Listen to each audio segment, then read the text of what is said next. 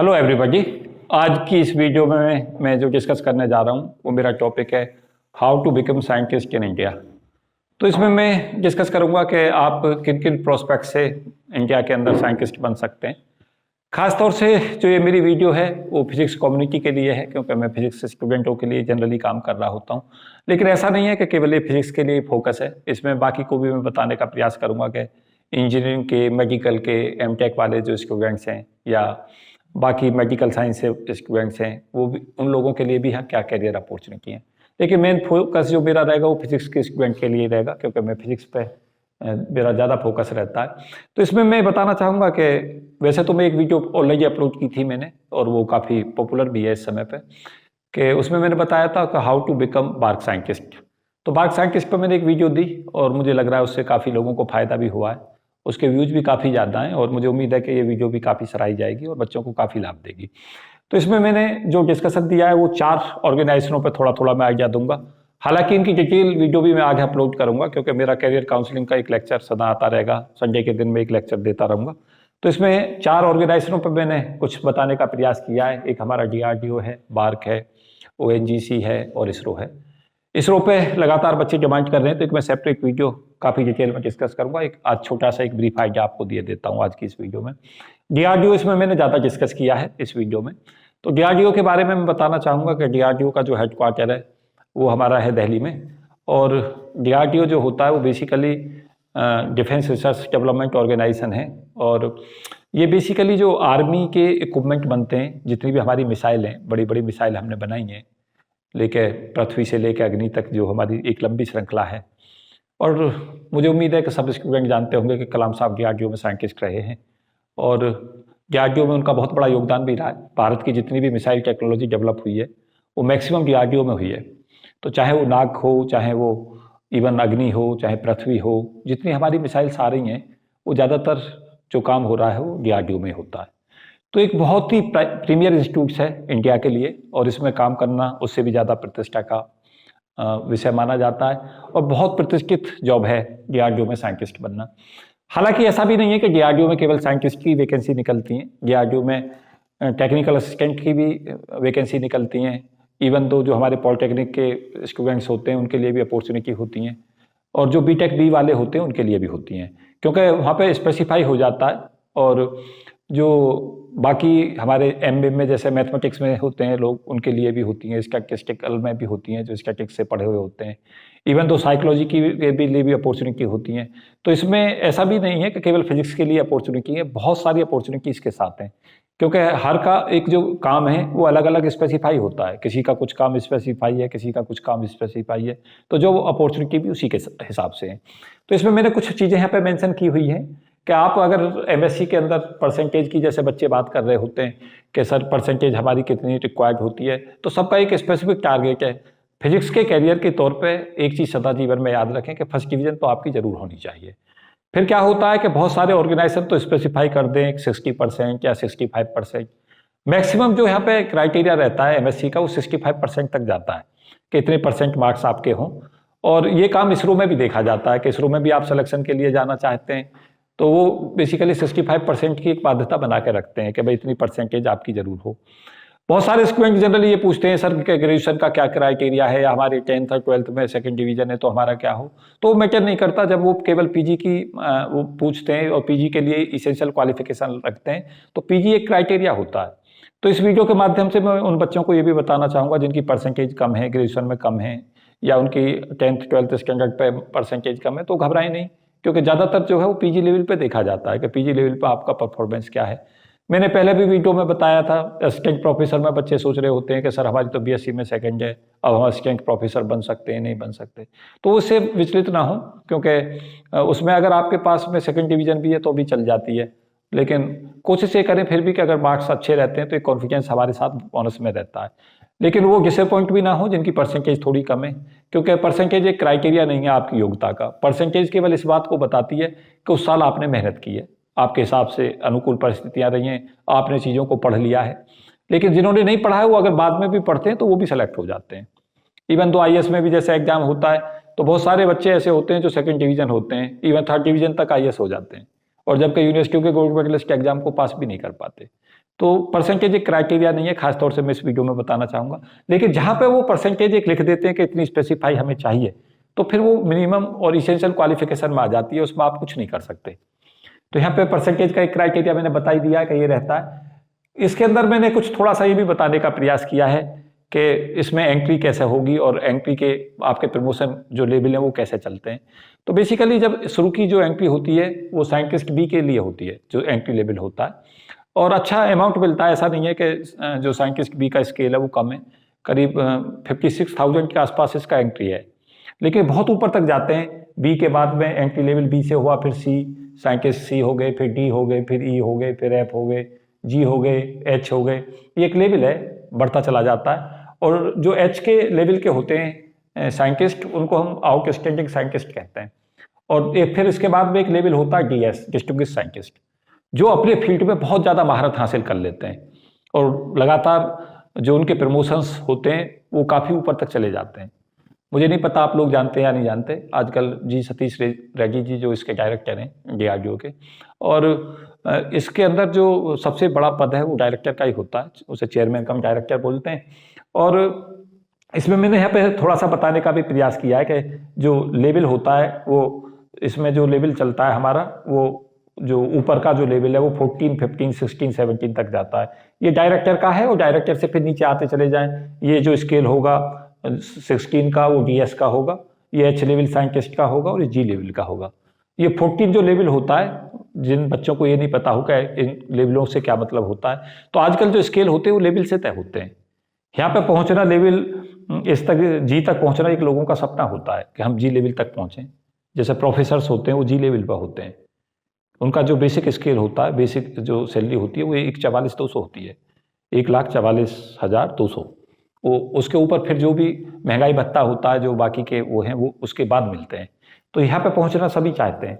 तो जी लेवल तक बहुत सारे साइंटिस्ट केवल इन्हीं लेवलों पर जाकर टिक जाते हैं। आगे तक इन लेवलों पर जो 3-4 लेवल ऊपर के हैं, उनमें गिने चुने ही लोग पहुंच पाते हैं जो अपने फील्ड के बहुत पारंगत होते हैं।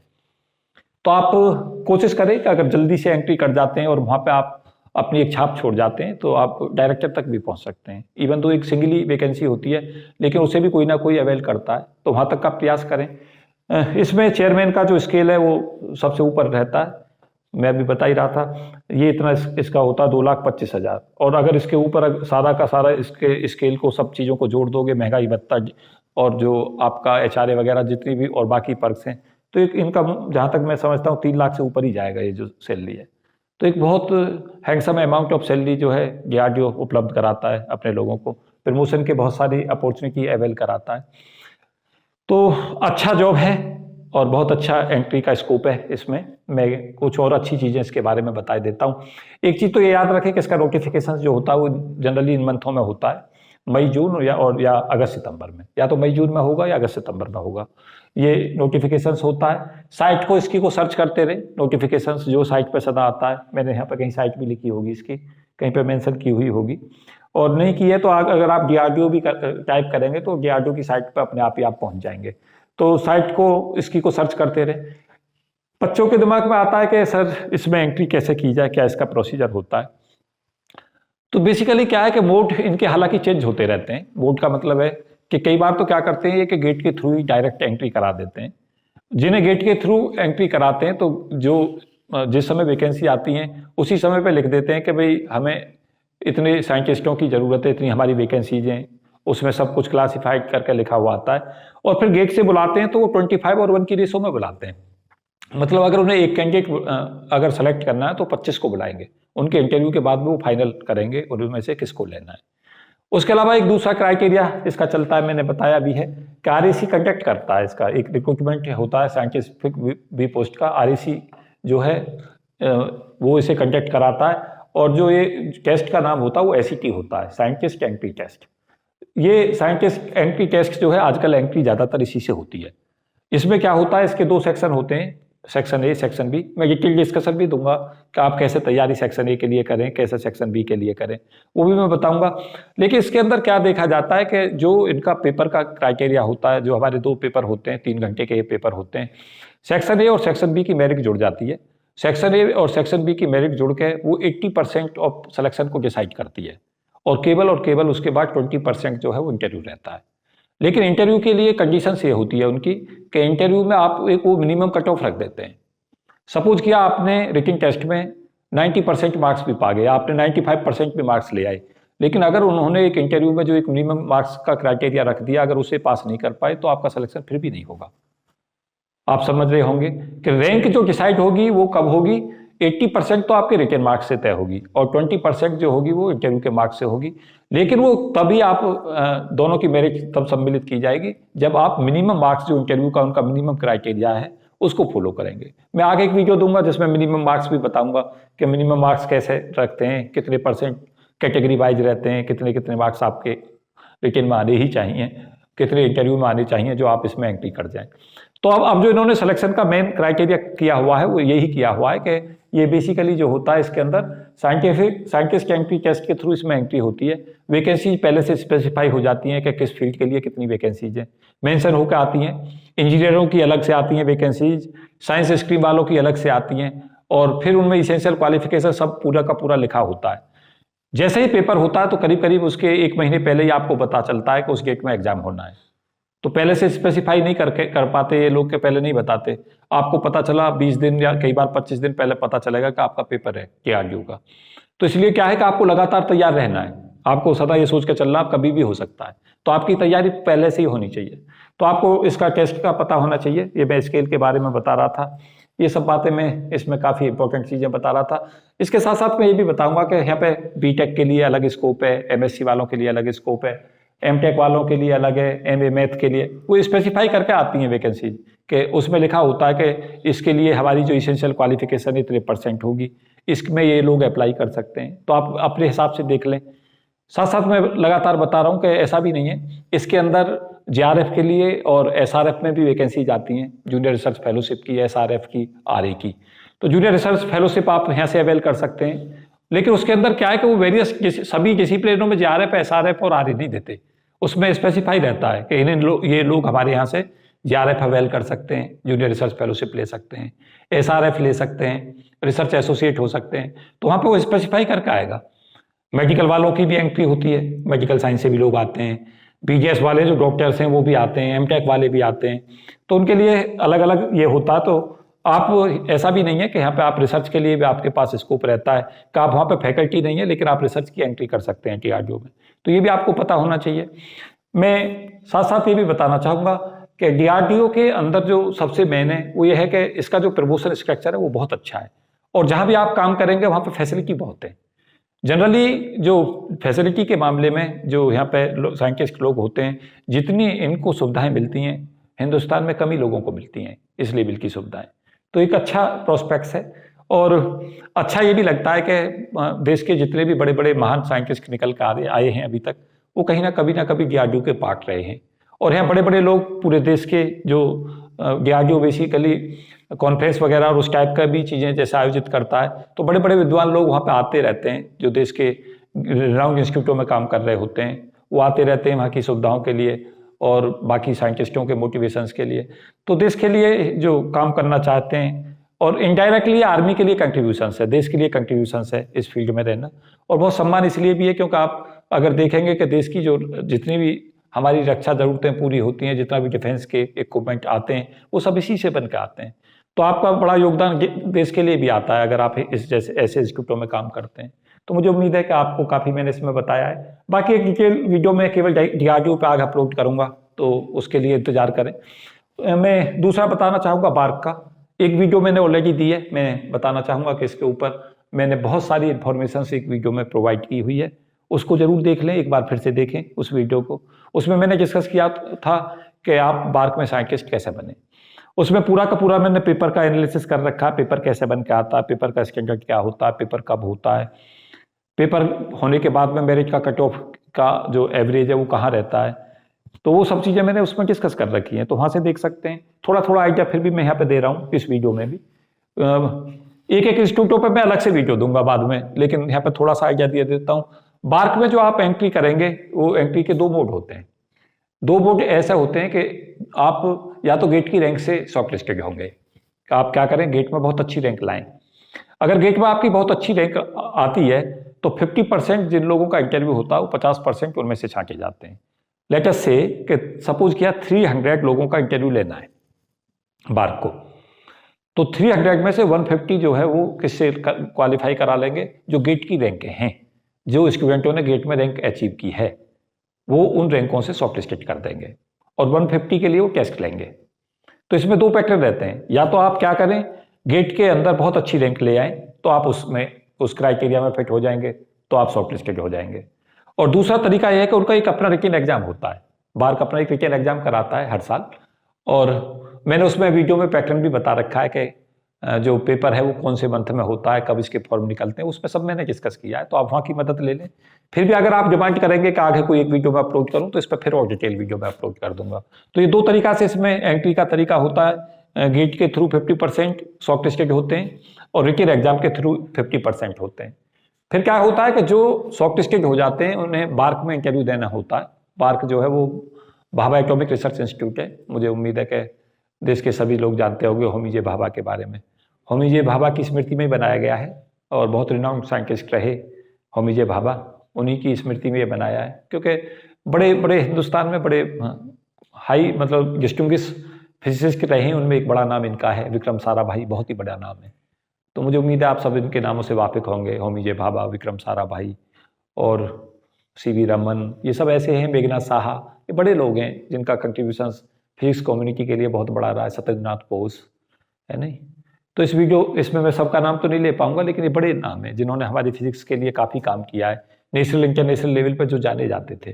तो उनमें नाम है Bhabha atomic research centre, Trombay में बेसिकली ये है मुंबई में, और वहीं पे इंटरव्यू होता है। बहुत ही ऑन द अपॉर्चुनिटी रहती है बार्क में साइंटिस्ट बनना, और ख़ासतौर से मैं उन बच्चों को ज़्यादा मोटिवेट करना चाहूँगा जो बहुत यंग एज में हैं, जो खासतौर से एमएससी कर रहे हैं, उनके लिए तो बहुत ही अच्छा स्कोप है। अगर आप गैप के बाद जाते हैं तो आपके सिलेक्शन के चांसेस थोड़े कम हो रहते हैं इसमें कंपैरेटिवली, लेकिन अगर एमएससी करते करते इसका टेस्ट पास कर लेते हैं, एमएससी करते करते आप गेट में अच्छी रैंक लगा देते हैं, तो एक बहुत ही सुनहरा अवसर होता है जॉब का। मैंने क्या देखा है, मेरे बहुत सारे स्टूडेंट बार्क में काम कर रहे हैं, 22 साल में 23 साल में आपको जॉब मिल जाती है। इतनी जल्दी एंट्री, अगर आप इतनी यंग एज में जाके एंट्री कर लेते हैं और वहाँ बहुत अच्छा काम अगर आप करते हैं रिसर्च में, और जो भी आपको वहाँ असाइनमेंट मिलते हैं उनमें अच्छा काम करते हैं, तो एक दिन आप बार के डायरेक्टर तक पहुँच सकते हैं। तो बहुत ही अच्छी अपॉर्चुनिटी है, बहुत अच्छे स्केल है, बहुत सारी सुविधाएं हैं। किसी भी मामले में अगर आप कंपेरिजन करोगे तो DRDO से कैसे भी कम नहीं है, यहाँ भी सुविधाओं का एक भंडार है पूरा, इतनी सारी सुविधाएं बार्क इंस्टीट्यूट प्रोवाइड करता है। बार्क के फिर क्या होता है कि बेसिकली रीजनल वो होते हैं, इसके रीजनल शाखाएं होती हैं, जैसे कैट इंदौर के अंदर है, इसका कल्पक्कम में है, तो वहाँ पे भी साइंटिस्ट यहीं से निकल के जाते हैं। तो ये रहता है। इसमें भी बेसिकली 3 चीज़ों में एंट्री होती है। एक एंट्री होती है आप साइंटिफिक ऑफिसर, अभी मेरे बहुत सारे स्टूडेंटों के मैसेज आए जो अभी साइंटिफिक ऑफिसर में सेलेक्ट हुए, तो इस वीडियो के मार्फत में उन्हें बधाई भी देना चाहूँगा जिन्होंने इस बार इसमें सफलता पाई है, और उन लोगों के लिए शुभकामनाएं भी देना चाहूँगा जो लोग इसके लिए प्रयासरत हैं या जिनका आगे ख्वाब है DRDO में साइंटिस्ट बनना, बार्क में साइंटिस्ट बनना। तो अच्छी अपॉर्चुनिटी है, फिजिक्स कम्युनिटी के लिए बहुत ही अच्छा स्कोप इसमें है, लेकिन इंटरव्यू बहुत लेंथी चलता है, काफ़ी अच्छा चलता है। इसके अंदर जिनके फंडामेंटल्स बहुत साउंड हैं, जो बेसिकली फिजिक्स को पढ़ते नहीं सोचते बहुत ज़्यादा हैं, और जिनके अंदर बेसिकली कुछ करने का जज्बा होता है, ऐसे लोग इसके अंदर सेलेक्ट किए जाते हैं। पैनल लेता है और इंटरव्यू बहुत लंबा चलता है, कभी कभी तो देखा जाता है 1.5 से 2 घंटे तक इंटरव्यू चलता रहता है, और कई बार 2-2 पैनलों से होता है। एक पहला पैनल आपको लेगा, पहला पैनल के बाद कोई सेकंड पैनल लेगा, तो ये आपका पूरा डिफ्रेक्शन मैप ले लेते हैं ब्रेन का कि आपने फिजिक्स को किस लेवल तक सोचा है। और जो बच्चे बहुत अच्छे लेवल तक सोच लेते हैं फिजिक्स को, उनको वो सब सेलेक्ट कर लेते हैं। इसके अंदर कोई हिट एंड ट्रिक मेथड नहीं चलता, ना हिट एंड ट्रायल कोई मेथड इसमें चलता। इसमें केवल ये कि आपको सब्जेक्ट आना चाहिए, सब्जेक्ट में आपकी ग्रिप होनी चाहिए, आप सब्जेक्ट की आपके पास अंडरस्टैंडिंग होनी चाहिए। क्योंकि रिटन तो जनरली बच्चे जो मतलब ठीक सी तैयारी में होते हैं सभी इसे क्वालिफाई कर जाते हैं, लेकिन क्या होता है इसका इंटरव्यू बहुत ही महत्वपूर्ण होता है, क्योंकि इंटरव्यू बेस ही है ज़्यादा इस पे सिलेक्शन। क्योंकि आपका जो पेपर है रिटन एग्जाम में आप गेट के थ्रू बुलाए गए हैं, वो आपका केवल सॉफ्ट स्किल क्राइटेरिया है, उसके बाद से आपको जुड़े ही नहीं है। आपका कौन तय करेगा? आपका इंटरव्यू परफॉर्मेंस। तो सोल सिलेक्शन जो है वो किस पे बेस है? इंटरव्यू पे। तो इंटरव्यू आपको बहुत अच्छे से देना होता है।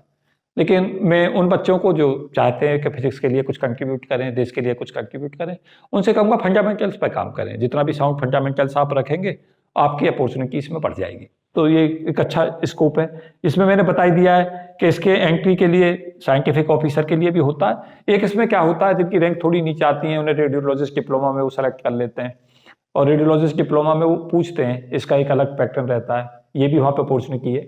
बेसिकली जो रेडियोलॉजी का डिप्लोमा है उससे जॉब भी मिल जाती है, और बहुत अच्छी अच्छी जगह जो हमारे बड़े ऑर्गेनाइजेशन में उनके अंदर जो हमारे डॉक्टर्स हैं उन्हें रेडियोलॉजिस्टों की ज़रूरत होती है, डिप्लोमाधारियों की, तो एक अच्छे प्रोस्पेक्ट्स में यहाँ जॉब मिलती है।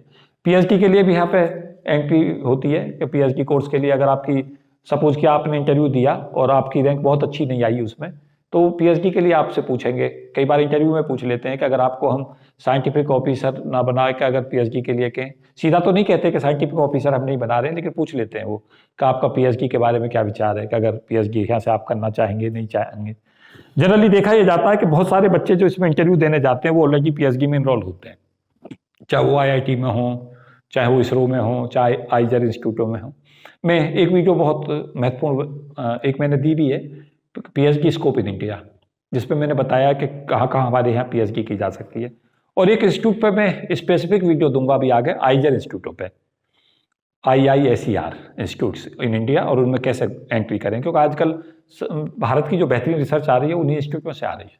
तो बच्चों को अवेयरनेस नहीं होती, तो मेरा काम है इस चैनल के माध्यम से मैं चाहता हूँ कि बच्चों को पता हो। तो यह मैं इसके बारे में बता रहा था।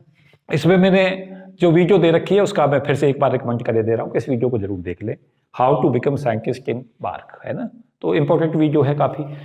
फिर अगला जो स्कोप है वो है हमारा ONGC का, और बेसिकली क्या है कि इनमें जो है बहुत ज़्यादा महत्वपूर्ण होती है गेट रैंक। अगर आपके पास गेट रैंक होती है तो इम्पोर्टेंट हो जाता है। और हिंदुस्तान में अगर मैं कहूँ कि गेट रैंक से सबसे सुनहरा जॉब अपॉर्चुनिटी कौन सी है, तो मैं फिर उसे चॉइस में ONGC को ही रखूँगा। ONGC के अंदर क्या है, जो हमारा गेट रैंक है वो आपकी जॉब को दिला सकता है। अगर आपकी गेट रैंक बहुत अच्छी है तो आपको सीधी जॉब मिल जाती है। मेरे कई सारे स्टूडेंटों ने जॉब पाई है इसमें गेट रैंक के थ्रू ही। तो इसमें आप एंटर कर सकते हैं, गेट एग्जाम रैंक इसमें तय होती है। और बेसिकली ONGC के अंदर इंपॉर्टेंट ये होता है कि MSc फिजिक्स वालों के लिए स्कोप तब बनता है जब उनके पास इलेक्ट्रॉनिक्स स्पेशलाइजेशन हो। इसका बेसिकली उन बच्चों को इसका लाभ नहीं मिल पाता जो बेसिकली इलेक्ट्रॉनिक्स का स्पेशलाइजेशन जिनके पास नहीं होता। उन इंस्टीट्यूटों को बच्चों को नुकसान होता है। आपकी गेट रैंक भी सपोज कि अगर 50 आ गई, जनरल कैटेगरी से आप करते हैं, आपके पास अपॉर्चुनिटी है कि आप जो है ONGC में सीधा आपको जॉब मिल जाए, और पता चला आपके पास इलेक्ट्रॉनिक्स स्पेशलाइजेशन नहीं है तो आप फिर लैग कर जाते हैं। तो उन स्टूडेंटों को इसमें फ़ायदा रहता है जिनका इलेक्ट्रॉनिक्स में स्पेशलाइजेशन है। आपकी इसके अंदर जो है 60% PG में आपके मार्क्स हैं और गेट रैंक अगर आपकी अच्छी है तो आपको सीधा जॉब अपॉर्चुनिटी इसमें मिलती है। और इसके बारे में 4-6 चीज़ें मैं और भी बता दूंगा। AEE रिजर्वॉयर की यहाँ पे फिजिक्स वालों के लिए एक पोस्ट की होती है, जियोफिजिसिस्ट की होती है, और कुछ इसके अंदर बेसिकली जो इसमें रिक्वायरमेंट रहती है वो ये कि 60% आपके मार्क्स हों। इसके ONGC में फर्स्ट डिवीजन जरूर मांगते हैं वो। और इसमें ऐसी भी नहीं है कि अपॉर्चुनिटी केवल फिजिक्स वालों के लिए, क्योंकि मैं स्पेसिफिक वीडियो फिजिक्स वालों के लिए बनाता हूँ तो मेरा फोकस फिजिक्स पर ऑटोमेटिकली बढ़ जाता है। लेकिन इसके अंदर इंजीनियर्स भी जा सकते हैं। वैकेंसीज केमिकल इंजीनियर्स के लिए तो बहुत ही वैकेंसी आती है इसमें, क्योंकि केमिकल से जुड़ा हुआ होता है, तो केमिकल इंजीनियरिंग के लिए लॉट ऑफ स्कोप है। जो MSc में जियो फिजिक्स में MSc होते हैं उनको बहुत फायदा रहता है, जियो फिजिसिस्ट बनने का एक सुनहरा अवसर होता है। तो जियो फिजिक्स में भी अपॉर्चुनिटी रहती है। और जियो फिजिसिस्ट की नौकरी के लिए 2 लोग तो एलिजिबल रहते हैं फिजिक्स कम्युनिटी से, फिजिक्स इलेक्ट्रॉनिक्स स्पेशलाइजेशन वाले और जिन्होंने जियो फिजिक्स में MSc पास आउट किया है। तो एक अपॉर्चुनिटी है। मैंने थोड़ी सी कुछ और भी चीज़ें बताई हैं। पब्लिक सेक्टर यूनिट में जो है बेस्ट अपॉर्चुनिटी में से मानता हूँ, क्योंकि ये बेसिकली क्या है कि गवर्नमेंट की लिमिटेड है। तो इसमें क्या होता है, वो सुविधाएं जॉब वॉब का ऐसा केस नहीं होता कि भाई क्या होता है प्राइवेट में आप जॉब कर रहे हैं तो ये नहीं पता चलता कि कब से कब कंपनी कोई बंद हो जाए, हमारे जॉब का क्या हो क्या ना हो। ऐसा नहीं है, क्योंकि गवर्नमेंट इसको स्पॉन्सर करती है। और oil and natural gas corporation का जो हेडक्वार्टर है वो देहरादून में है, और बाकी जो इनके जो बाकी सब यूनिट्स होती हैं इसकी, और बाकी रीजनल हेडक्वार्टर्स होते हैं रीजनल लेवल पे, जैसे असम में तेल निकलता है। ज़्यादातर जो जॉब अपॉर्चुनिटी रहती हैं जहाँ आपकी अपॉइंटमेंट होते हैं वो ऐसी जगह से होते हैं, वहाँ पे आप उन्हीं क्षेत्रों में आपको रहना होता है जहाँ गैस का स्कोप, गैस एक्सट्रैक्शन का स्कोप ज़्यादा हो और ऑयल का स्कोप हो। उसमें जैसे हम देखेंगे असम में ज़्यादा जैसे ऑयल निकलता है तो असम में आपकी पोस्टिंग रहती है।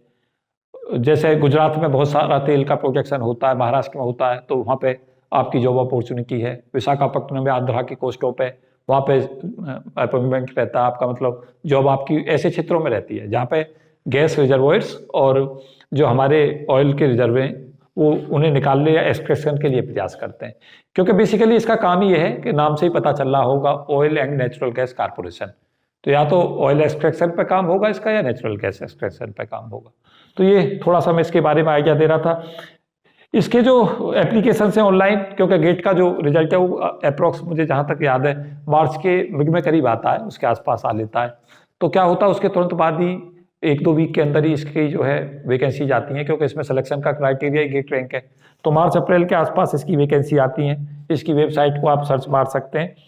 कुछ सैलरी स्ट्रक्चर के बारे में मैं इसके में बताना चाहूँगा, कुछ बड़ी इंपॉर्टेंट बातें कि सैलरी स्ट्रक्चर के अंदर हम देखेंगे कि इसके अंदर जो एंट्री है वो करीब करीब जो स्टार्टिंग है वो भारत में जहाँ तक मुझे लगता है पब्लिक सेक्टर के मामले में सबसे ज़्यादा अगर ग्रोइंग वो है सैलरी स्ट्रक्चर वो इसी के अंदर है, क्योंकि 1 लाख के आसपास से स्टार्टिंग होती है। और जो बेसिक है एवरेज तौर पे जितने वहाँ पे कर्मचारी कार्यरत हैं, मैंने डाटा जो वहाँ से लिया है वो एनजीसी की साइटों से, उसमें देखा है मैंने कि एवरेज तौर पे वहाँ जो सैलरी स्ट्रक्चर है वो करीब करीब 2 लाख के आसपास पहुँचता है। 23 लाख का जो है पर एनुअल जो है एवरेज है वहाँ पे सैलरी का, तो उससे आप अंदाज़ा लगा सकते हैं। और कहाँ तक सैलरी जाती है, 75 से लेके 80 लाख पर एनुअल तक सैलरी तक पहुँचती है जो ऊपर हायर पोस्ट पर होते हैं। सारी सुविधाएं मिलती हैं, बहुत अच्छी सुविधाएं ओएनजीसी प्रोवाइड कराती है अपने जितने भी ओएनजीसी के लिए कार्यरत लोग हैं। तो मुझे उम्मीद है कि ये एक अच्छा स्कोप है काफ़ी, मतलब इसके अंदर जॉब प्रोस्पेक्ट्स में अगर मैं देखूं तो खास तौर से, क्योंकि इसके अंदर क्या है कि जॉब लेना इसलिए जी होता है कि आपको बहुत ज़्यादा मेहनत की ज़रूरत नहीं है, केवल एक बार आप मेहनत करें, गेट में एक बहुत अच्छी सी रैंक लगा दें, इलेक्ट्रॉनिक्स आपके पास स्पेशलाइजेशन है तो जॉब की गारंटी। तो कितना अच्छा मैं अपॉर्चुनिटी से कहूँगा, बहुत ही ऑन द अपॉर्चुनिटी है। मेरे कुछ ऐसे भी स्टूडेंट पढ़ाई के पता चला उनकी एमएससी बाद में हुई और ओएनजीसी से ऑफर लेटर उनके पास पहले था। बच्चे ये कह रहे होते हैं कि सर एमएससी का कोई स्कोप नहीं, कोई स्कोप नहीं। पूरी दुनिया ये कहने में लगी होती है कि कुछ नहीं मिलता, और मैंने ऐसे भी बच्चे देखे हैं जिनकी एमएससी डिग्री बाद में आई और पता चला जॉब अपॉर्चुनिटी पहले थी, उनके पास अपॉइंटमेंट लेटर ओएनजीसी का पहले था। तो एक मोटिवेशंस मिलता है मुझे भी कि स्कोप बहुत है, बल्कि बच्चों को ज़रूरत है बताने की, उन्हें दिशा देने की। तो एक अच्छी अपॉर्चुनिटी मैं से कहूँगा। इसरो पे मैं एक सेपरेट वीडियो बनाऊंगा, बहुत डिटेल में वीडियो डिस्कस करूंगा, क्योंकि बहुत सारा पूरा हिंदुस्तान पूछता है कि सर हम इसरो में साइंटिस्ट कैसे बने। तो इस पर आगे मैं डिस्कस करूंगा, लेकिन थोड़ा सा आइडिया इसके बारे में बताना चाहूँगा। तो आपको पता ही होगा कि इसरो का जो मुख्यालय हेडक्वार्टर है वो हमारा कहाँ है, बंगलौर में। बंगलौर में हेडक्वार्टर है, और जितना भी हमारे जितने भी सैटेलाइट्स का प्रक्षेपण होता है वो सब जो उनका सारा जो मैन्युफैक्चरिंग और सब काम चलता है वो सब इसरो में ही होता है। तो इसरो एक सपना होता है बच्चों का ज्वाइन करने का, और इसमें पे एक सेपरेट वीडियो दूंगा पूरा जिस पे इसरो ही डिस्कस करूंगा। ये बेसिकली क्या है कि इसमें मैं केवल ये बता रहा हूँ कि आपके पास स्कोप कौन कौन सी जगह है साइंटिस्ट बनने का। फिर क्या है कि थोड़ा थोड़ा मैं आइडिया दे रहा हूँ, लेकिन एक बहुत डिटेल आइडिया दूंगा जिसमें केवल एक स्पेसिफिक टॉपिक डिस्कस करूंगा कि डीआरडीओ का ही एक नाम होगा, उसमें ऑल द टाइम मैं डीआरडीओ डिस्कस करूंगा। बार्क को फिर से बार्क में कुछ और चीज़ें एक्स्ट्रा करके जोड़ कर दूंगा, तो बार्क पे भी अलग से दूंगा सेपरेट वीडियो, और उसी तरीका से ओएनजीसी भी मैं बहुत डिटेल डिस्कशन दूंगा। उसमें मैं आपको ये भी बताऊंगा मैं कट ऑफ किस रेंज में जाती है, ये भी बताऊंगा कि आप गेट में कितनी रैंक लेके आएँ कि जो आपकी सीट बुक हो जाए। आप ओएनजीसी में जाना चाहते हैं, इलेक्ट्रॉनिक्स आपके पास स्पेशलाइजेशन है, तो मैं आपको ये बता दूंगा कि इस रेंज में अगर आपने रैंक लाई तो आपको जॉब मिल जाएगा। तो ये भी मैं डिस्कस करूंगा आगे, लेकिन उसे थोड़ा सा उसके लिए इंतजार करें। कुछ और इम्पोर्टेंट चीज़ें मैं बताना चाहूँगा इसमें जो मैंने इन्फॉर्मेशन यूजफुल में गिना है, कि आप पता रखें कि गेट रैंक जो होती है उससे जॉब अपॉर्चुनिटी है, बहुत सारी जॉब अपॉर्चुनिटी हैं। कई सारी पीएसयू तो सीधा क्या करती हैं कि वो केवल और केवल गेट रैंक से ही जॉब दे देती हैं। ज़रूरत क्या है उन्हें हमें पता रखने की कि कौन कौन सी हमारे पास ऐसी पीएसयू हैं, पब्लिक सेक्टर यूनिटें। कुछ प्राइवेट सेक्टर्स भी आजकल डिमांड करने लगे हैं कि अगर गेट रैंक है तो प्रीफरेंस मिलती है, और गेट क्वालिफाई करने के बाद भी कॉन्फिडेंस भी रहता है हमारे पास में। गेट का एक स्कोप ये भी रहता है कि हम अगर एमटेक करना चाहते हैं तो एमटेक हम कर सकते हैं, एमटेक में हमें फेलोशिप मिल जाती है। गेट का ये भी फायदा रहता है कि हम पीएचडी अगर करना चाहते हैं तो पीएचडी में हमें फेलोशिप मिल जाती है, इंस्टीट्यूट फेलोशिप दे देते हैं। तो ये हमें गेट के बहुत सारे एडवांटेज हैं। दूसरा क्या है कि जो हमारे पास महत्वपूर्ण है वो ये है कि जो जितनी अपॉर्चुनिटीज हमारे पास जॉब की हैं उसे सदा कोशिश करते रहे कि उनका हमें पता हो। बेसिकली क्या है कि बच्चों को पता भी होता है कि हम ओएजीसी में बन सकते हैं, पता भी होता है आप डीआरडीओ में जा सकते हैं, लेकिन क्या होता है फॉर्म निकलते हैं बच्चों को पता ही नहीं चलता। और मैं ऑल द टाइम इस काम पे वीडियो नहीं बना सकता कि यहाँ पे वैकेंसी निकली है आप यहाँ पे फॉर्म भर दें, क्योंकि वो मेरा जो पर्पज है वो फिर क्या होता है कि अगर मैं इस चीज़ पे लगा लेता हूँ तो मेरा चैनल जो है पूरा कैरियर काउंसलिंग फोकस हो जाता है। लेकिन मैं साथ साथ कैरियर काउंसलिंग के साथ साथ ये भी चाहता हूँ कि मैं फिजिक्स के लिए भी सर्व करता रहूँ। इसलिए मैं केवल एक कैरियर काउंसलर नहीं बन के रहना चाहता, मैं चाहता हूँ कि फिजिक्स कम्युनिटी के लिए फिजिक्स भी सिखाता रहूँ। तो ये मेरी 3 लाइन पे मैं काम कर रहा हूँ आजकल। एक काम पे काम कर रहा हूँ कैरियर काउंसलिंग का, हर वीक में एक वीडियो में देता रहूँगा जिसमें मैं कैरियर काउंसलिंग खास तौर से करता रहूँगा, बताता रहूँगा कि आपको क्या क्या स्कोप है। दूसरा मेरा जो लेक्चर्स हैं वो मोटिवेशंस पे आते रहेंगे, रेगुलर मैं देता रहा हूँ। बच्चों को मोटिवेशंस की ज़रूरत होती है जब वो जीवन के अंदर डिफ़िकल्टी में होते हैं, जब उन्हें लगता है कि कंपटीशंस की दुनिया में हमें लगातार डिफीट मिल रही है, तो उन्हें मोटिवेशंस की ज़रूरत होती है। तो मैं मोटिवेशंस पे कुछ वीडियो मैंने डाली हैं, 6-7 वीडियो मैं ऑलरेडी अपलोड कर चुका हूँ, आगे भी डालता रहूँगा। और तीसरा मेरा फिजिक्स कम्युनिटी के लिए काम चलता रहेगा, जो मैं चाहूँगा कि उसमें मैं इस चैनल में, क्योंकि मैंने इस चैनल का नाम ही फिजिक्स फॉर ऑल रखा हुआ है, तो फिजिक्स फॉर ऑल का मतलब ये है कि फिजिक्स एक पर्टिकुलर स्पेसिफिक बच्चों के लिए नहीं, बल्कि चाहे वो गेट नेट बार्क जेस्टिफर के स्टूडेंट हैं, जेम के स्टूडेंट हैं, चाहे वो बार्क में साइंटिस्ट बनना चाहते हैं, चाहे डीआरडीओ में, चाहे वो फिजिक्स आईएएस में रखना चाहते हैं, चाहे वो फिजिक्स पीसीएस में एक ऑप्शनल रखना चाहते हैं, और चाहे वो इंजीनियरिंग करना चाहते हैं, ये चैनल सभी के लिए सर्व कर रहा है। तो मुझे उम्मीद है, और बहुत सारे मोटिवेशंस मेरे साथ अटैच रहते हैं। देश के अभी रिजल्ट आया नेट का, बहुत सारे देश के बच्चों ने उसमें सफलता पाई, चैनल से जुड़े हुए थे, तो उन्हें बहुत बहुत बधाइयाँ। जो सफल रहे हैं उन्हें ये शुभकामनाएं कि वो आगे प्रयास करें और हिम्मत से काम लें। जो उनके अंदर कमियां रह गई हैं उन कमियों को ढूंढें और उन कमियों पर काम करें। असफलता हमें ये नहीं बताती कि हम जीवन में असफल रहेंगे, असफलता केवल एक ही संकेत करती है कि हमारे अंदर कुछ कमियां हैं जो अभी हमने उन कमियों को दूर करना है। तो उन कमियों को सर्च कर लें और उन कमियों को दूर करके फिर से मेहनत करें, तो आप निश्चित तौर से कामयाब होंगे। और जॉब अपॉर्चुनिटी की जितनी भी आप पॉसिबिलिटीज़ हैं उनके बारे में ज़रूर पता रखें। अगर आप ऐसा नहीं करते तो आप बहुत सारी चीज़ों से वाकिफ अगर नहीं रहते जॉब अपॉर्चुनिटियों से, तो फिर उसके से नुकसान पर्पस जो हमारा पढ़ाई का वो पूरा सॉल्व नहीं हो पाता। पढ़ाई का पर्पस जब सॉल्व हो पाता जब हमें अपने सब्जेक्ट में स्कोप का भी पता हो कि हम क्या क्या बच सकते हैं। तो मुझे उम्मीद है कि ये वीडियो निश्चित तौर से आपको मोटिवेट भी करेगी, एक दिशा भी देगी और आपको ये भी बताएगी कि फिजिक्स में कितनी सारी अपॉर्चुनिटी साइंटिस्ट की हैं। कुछ जो स्पेसिफिक और रिक्वायरमेंट है उसे इस वीडियो के नीचे मार्क कर दें। मैं लगातार बच्चों के कमेंट बॉक्स में कमेंट देखता रहता हूँ, पढ़ता हूँ उन्हें और कोशिश करता हूँ कि उन्हें ध्यान में रखते हुए कुछ वीडियो आगे अपलोड करूँ। बहुत दिन से बच्चों ने डिमांड की है, मैं उन्हें रिप्लाई भी नहीं कर पाया। वो चाहते हैं बच्चे के इसरो में हम कैसे एंट्री करें, तो जल्दी ही मैं एक वीडियो दूंगा जिसमें मैं इसरो को डिस्कस कर रहा हूँ। साथ साथ मैं ये भी बताना चाहूँगा कि कुछ वीडियो मैं ऐसे भी डालूंगा कि हमारा अब तक डीआरडीओ ने क्या योगदान किया है देश को, इसरो ने क्या किया है, बार्क ने क्या किया है, जिससे आपको ये भी पता चले कि इन संस्थाओं के ऑर्गेनाइजेशनों के अगर आप रोलों को समझेंगे तो आप खुद भी प्रेरित होंगे कि इन इंस्टीट्यूटों में हमें जाना चाहिए। तो इस वीडियो में इतना ही। Thank you and best wishes for all of you. जय हिंद।